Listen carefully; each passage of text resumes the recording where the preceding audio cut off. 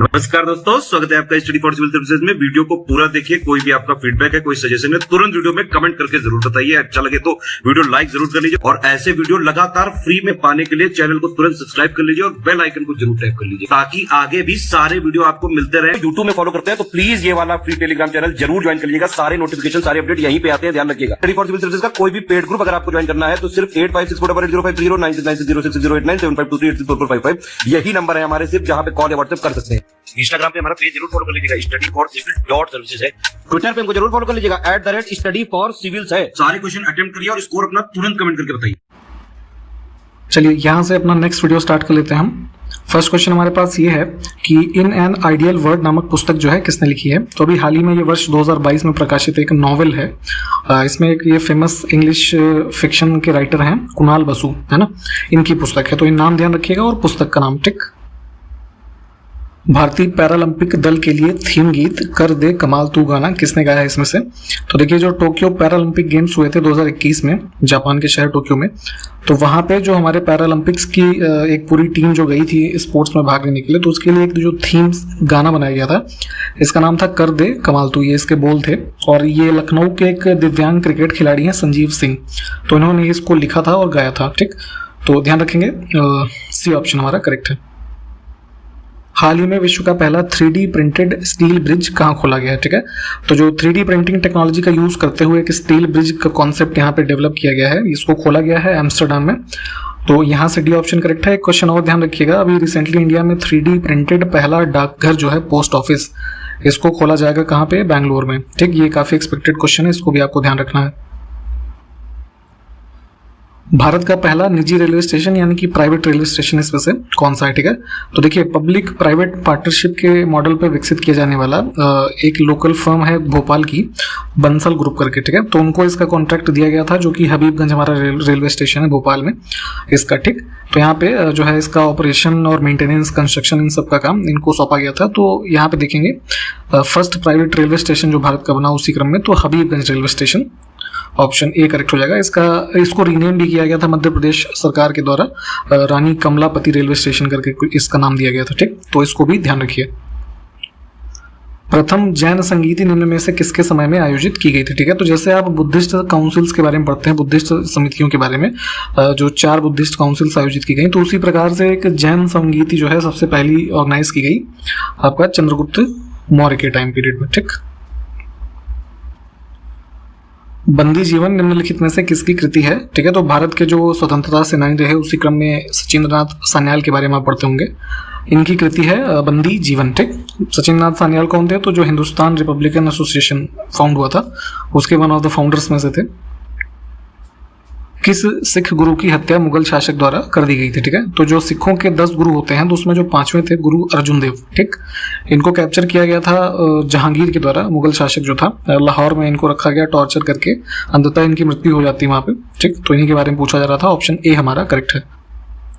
दिल्ली सल्तनत के किस शासक के समय शासन की वास्तविक सत्ता बलबन के हाथों में आ गई थी। ठीक है, तो देखिए, जो ये था आपका गयासुद्दीन बलबन। ठीक है, तो ये एक स्लेव था इल्तुतमिश का। ठीक, तो यहाँ पे जब नासिरुद्दीन महमूद ये है ना, ये बेसिकली उस टाइम पे एक नॉमिनल किंग था, नाम मात्र का। रियल पावर जो उस टाइम एक्सरसाइज की जा रही थी वो बलबन के द्वारा की जा रही थी। ठीक है, तो ये उसी टाइम पीरियड की बात है, सी ऑप्शन हमारा करेक्ट है। इनमें से किस सूफी संत को महबूब ए इलाही के नाम से जाना जाता था। ठीक है, तो ये है नाम इनका शेख निजामुद्दीन औलिया, ऑप्शन सी।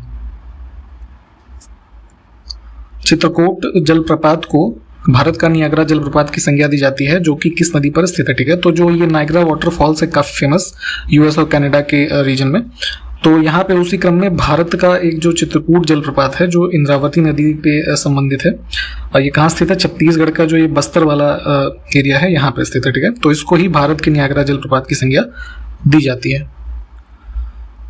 निम्नलिखित में से कौन सा जल जनित यानी कि वाटर बोर्न डिजीज नहीं है। ठीक है, तो देखिए, पानी मतलब गंदे पानी या मटमैले दूषित पानी से होने वाली बीमारियां हैं टाइफाइड, कॉलरा, हेपेटाइटिस, है ना। चिकन पॉक्स जो है एक वायरस से डिजीज होती है, वायरल डिजीज है। ठीक है, ऑप्शन बी। जैसे आप विलेज लेवल पे देखेंगे तो जैसे यहाँ पे इनको छोटी माता या बड़ी माता के रूप में जाना जाता है।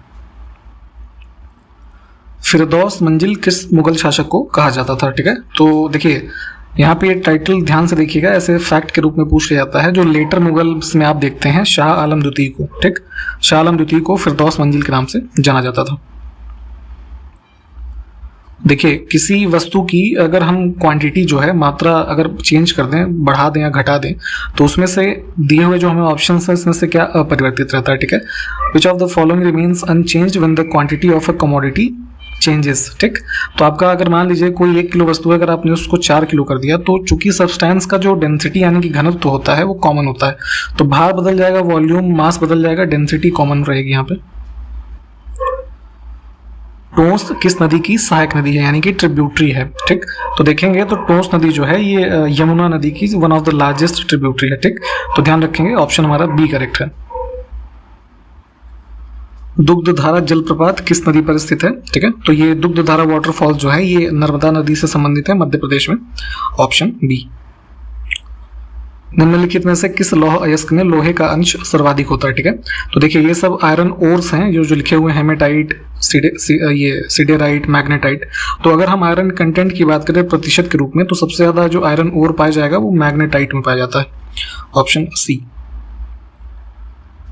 दशावतार मंदिर का निर्माण किस काल में हुआ था ये बताना है। तो यहाँ पे उत्तर प्रदेश का जो ये ललितपुर जिला है वहाँ पे देवगढ़ में स्थित है दशावतार मंदिर, जो विष्णु भगवान को समर्पित है।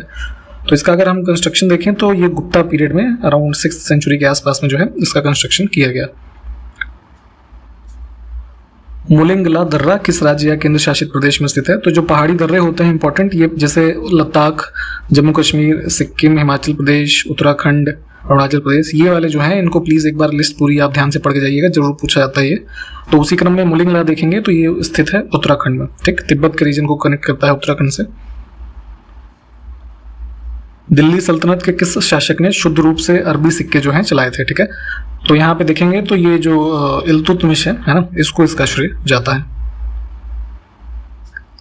और एक चीज ये ध्यान रखिएगा कि दो जो मुख्य रूप से इसके द्वारा सिक्के चलवाए गए, तो एक होता था टंका जो कि सिल्वर से बना होता था, और एक होता था जीतल, है ना, ये कॉपर से बनता था। तो ये नाम भी ध्यान रखिएगा, ये पूछा जाता है। ग्रेट हिमालयन नेशनल पार्क किस राज्य में अवस्थित है। तो ये लोकेशन है इसका हिमाचल प्रदेश में, सी ऑप्शन।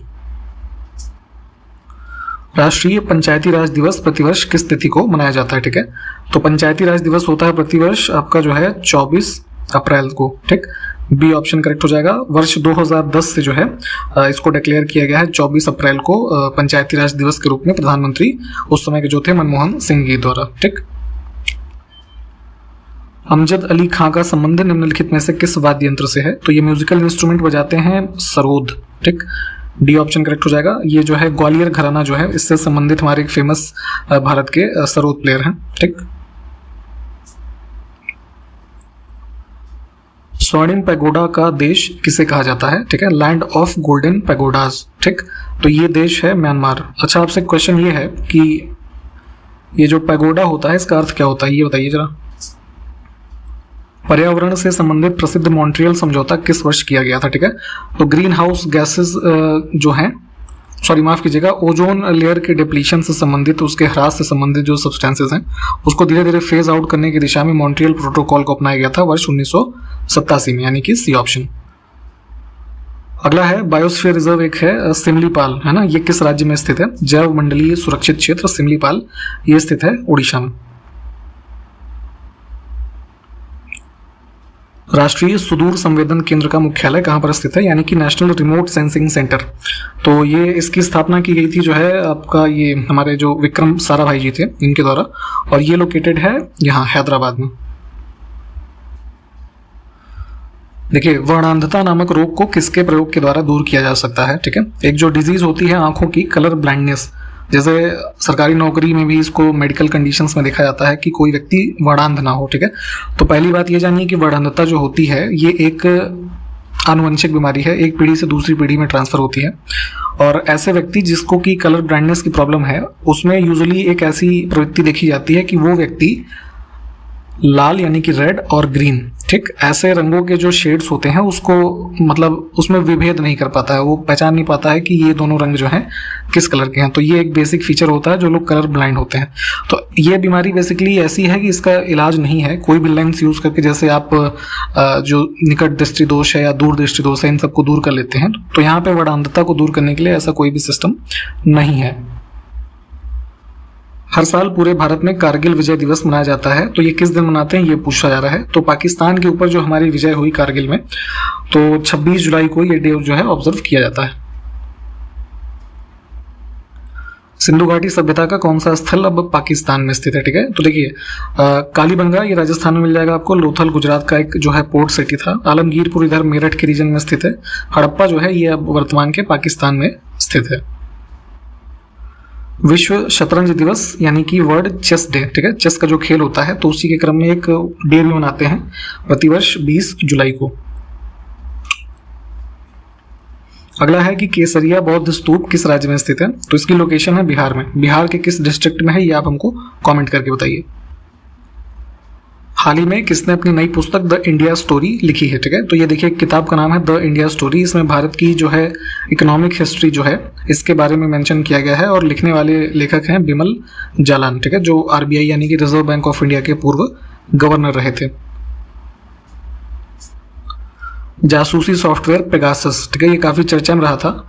किस कंपनी के द्वारा बनाया गया एक सॉफ्टवेयर है? तो ये एक जो है स्पाईवेयर है ना, लोगों के मोबाइल फोन्स, सोशल मीडिया या इस तरीके के डिवाइस से जो है स्पाई करने के लिए यूज़ किया जाता है।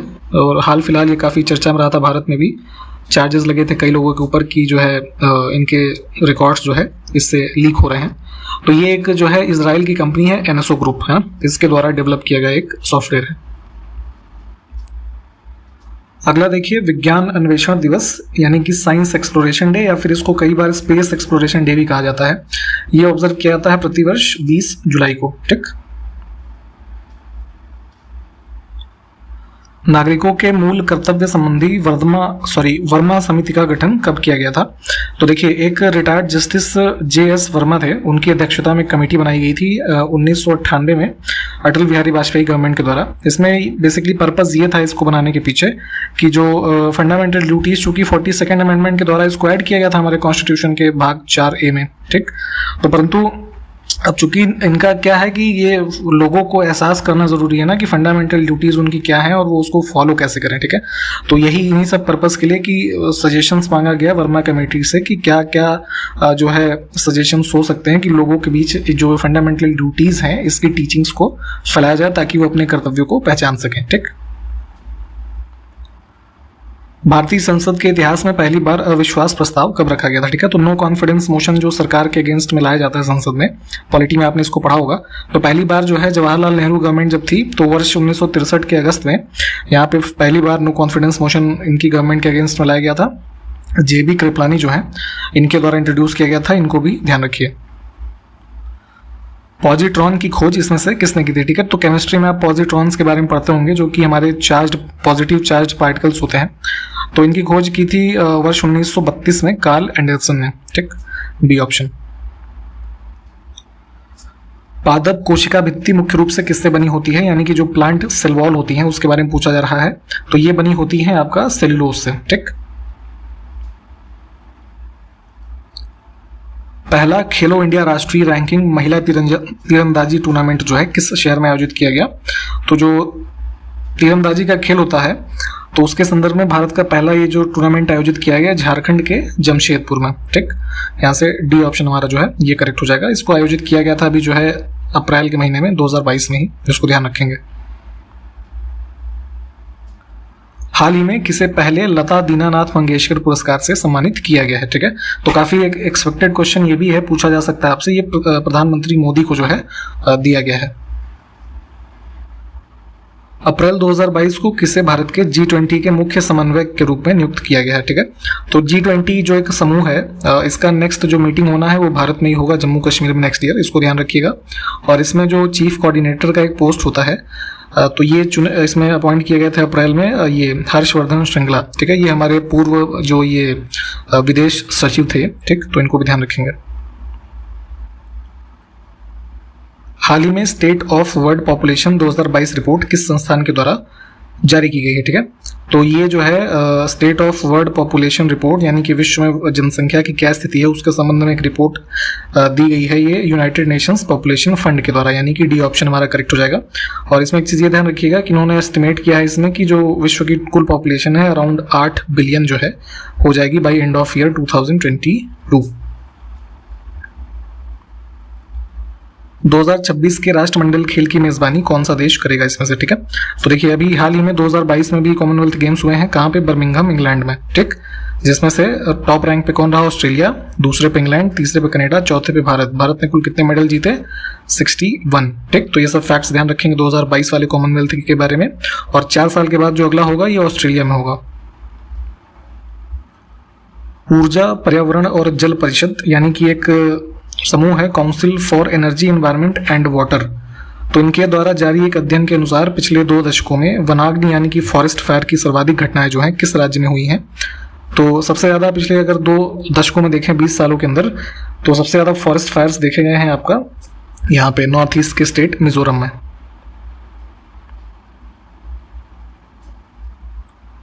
अंतर्राष्ट्रीय सौर गठबंधन यानी कि जो इंटरनेशनल सोलर अलायंस है, ठीक है, इसकी स्थापना भारत और फ्रांस के द्वारा मिलकर के की गई थी, आपको पता होगा, वर्ष 2015 में। हेडक्वार्टर इसका कहाँ पे है, गुरुग्राम, इंडिया में, ठीक, हरियाणा के अंदर।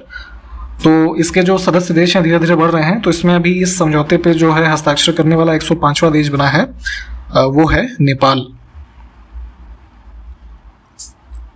हाल ही में किस राज्य सरकार ने अगर पेड़ों की व्यावसायिक खेती को बढ़ावा देने के लिए एक पहल की शुरुआत की है, ठीक है। तो देखिए अगर जो है इसको यहाँ पे अगर वुड के नाम से भी जानते हैं। बेसिकली इसका जो यूज़ है परफ्यूम्स वगैरह बनाने में किया जाता है। तो इसके कॉमर्शियल कल्टीवेशन के लिए यहाँ पे इनिशिएटिव शुरू किया गया है त्रिपुरा में। शाहजहांनामा किसने लिखा है, तो जो मुगल सम्राट हुए शाहजहां, उनके हिस्टोरिकल फैक्ट्स से संबंधित ये पुस्तक है शाहजहांनामा, जिसके लेखक इनायत खान है।